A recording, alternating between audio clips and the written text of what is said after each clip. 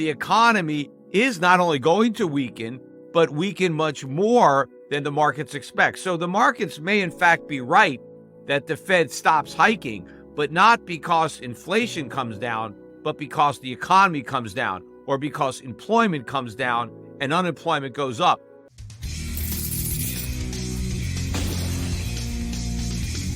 Last night, I watched President Biden give the obligatory State of the Union address. And I've watched a lot of these addresses over my lifetime, and this one certainly is one of the worst. It's even possibly the worst, although it's hard to say for sure because I don't really recall that specifically all of the other lousy State of the Union addresses that I've watched over the years. Now, whether or not it was a failure politically, that I'm not really sure, because the main goal of the State of the Union address, as far as Biden is concerned, is to help him in the polls or to help Democrats in the next election. Biden may be using this State of the Union address as some kind of a springboard to officially announce that he will be seeking a second term of office. He's already the oldest president we've ever had, and he will break that record to the extent that he runs again and wins. So I'll leave the political efficacy of this speech to the political pundits. I just want to talk about what he said from a position of economics, from a position of facts, and from a position of the philosophy of government that President Biden is espousing. Because from those perspectives, this was a horrible State of the Union address. As an American, I couldn't stand listening to it. And the only reason I did listen to it was so that I could do this podcast and give everybody my take. First of all, right out of the bat, almost the first words of his actual speech were wrong, because he began the speech by bragging about the fact that America is always moving forward. And it's not. In fact, for the last 100 years, America has been moving steadily backward. I think the real move backwards started in earnest in 1913. That was the year that we passed both the Federal Reserve Act and ratified the 13th Amendment, which gave us the income tax. Now, we started taking some steps backward prior to 1913, but that, I think, was the real turning point for the nation. And we've been going backwards ever since. If you think about where we were back then and where we are now, and you want to decide whether we've made progress and gone forward or have gone backwards, we are substantially less free as a people today than we were over 100 years ago.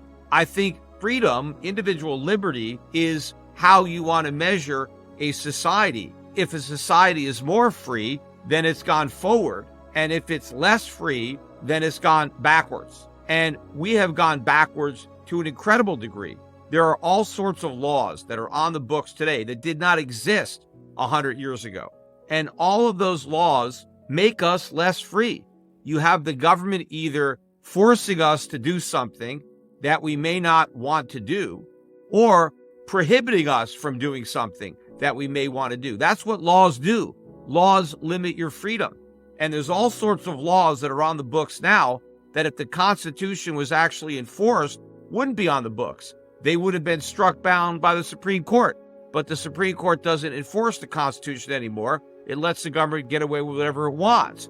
And so we don't have anywhere near the freedom that our ancestors once had. And every time the Biden administration signs a new bill into law, we become even less free than we were before. So until we start repealing all these rules and regulations and shrinking government, we're not going to be moving forward. We're going to be continuing our journey backwards. Then Biden went on to repeat his signature line about building an economy from the bottom up and the middle out. Now, I guess that sounds good because he wants to contrast that to trickle down, where the Republicans supposedly want to build the economy from the top down. But the point I want to make is no president is there to build an economy. The economy builds itself. What governments end up doing is tearing down the economy. What Biden needs to do, if he really wants a strong economy, is to get the government out of the way so that the private sector can build it. all of the rules and the regulations that Biden wants to pass are not going to help build the economy. They're going to help tear the economy down. And he wants to pretend that the way you get a strong economy is by the government coming in and just giving money to the middle class or to the poor, and they're going to spend this money, and somehow they're going to spend us into prosperity. That's not the way it works. The so-called trickle-down economy is actually more accurate. I just don't like the description of it being trickled down. But the real way an economy grows is through savings and capital investment. That's what increases labor productivity.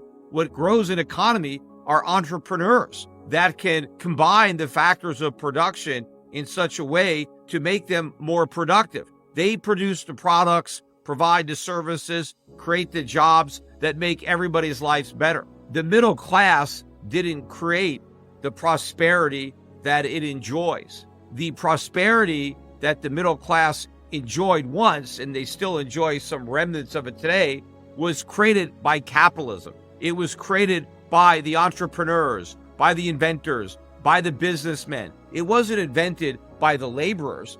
The laborers benefited from the capital provided to them by their employers, and they also benefited by consuming the goods that capital helped produce. The reason American workers became so prosperous, the reason we had a middle class in America, was not because we had people working. There were people working all around the world. They didn't enjoy anywhere near the standard of living of the people who were working in America.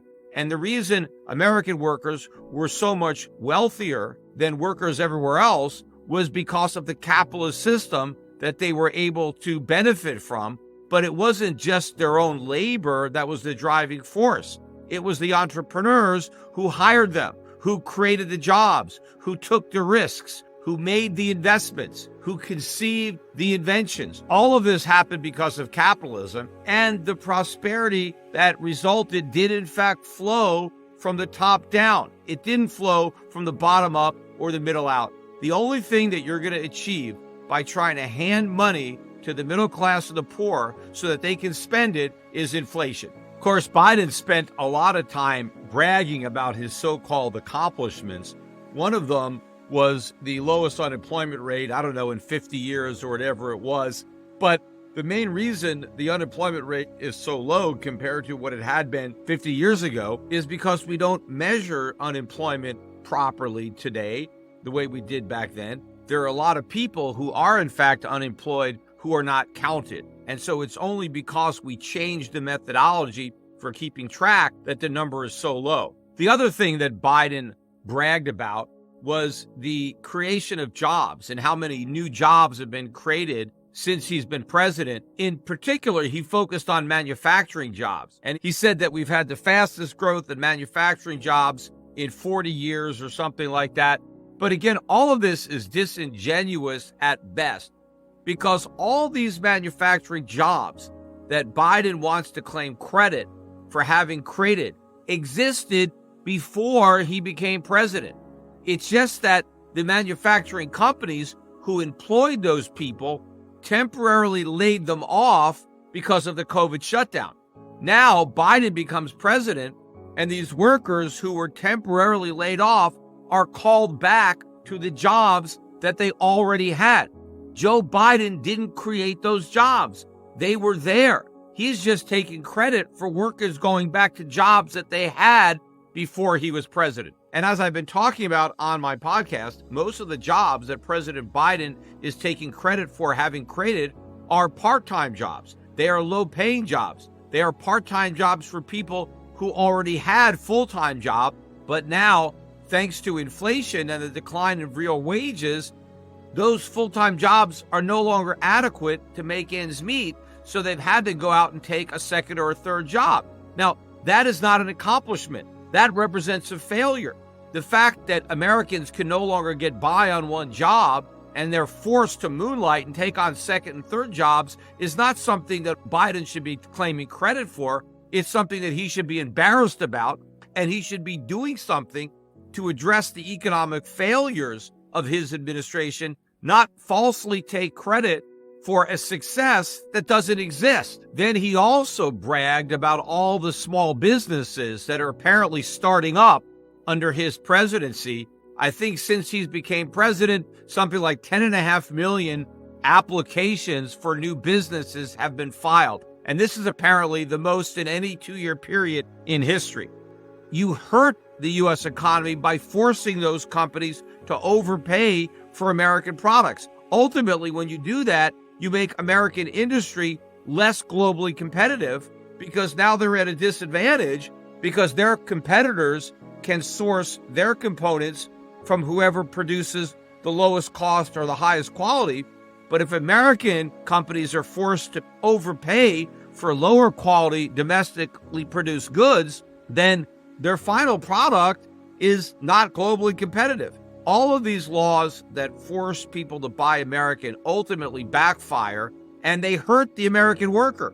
The idea is to help American workers, but the reality is that American workers end up getting hurt. And of course, to the extent that American workers are also consumers, and they end up buying stuff that's more expensive because the companies that made the stuff were forced to buy overpriced American products when lower-priced foreign alternatives were available, then they get hurt as consumers. But ultimately, they get hurt as workers too, because all sorts of industries become less productive as a result of these requirements. Once upon a time, we didn't need any laws to force people to buy American products. Everybody bought American products. We had the best products. We made the highest quality products at the lowest prices, and we did it paying the highest wages. Why did that happen? Because we were much freer back then. We had less government and more economic freedom, and so you didn't have to force people to buy American. They bought American because American products were the best. In fact, people all around the world were buying American products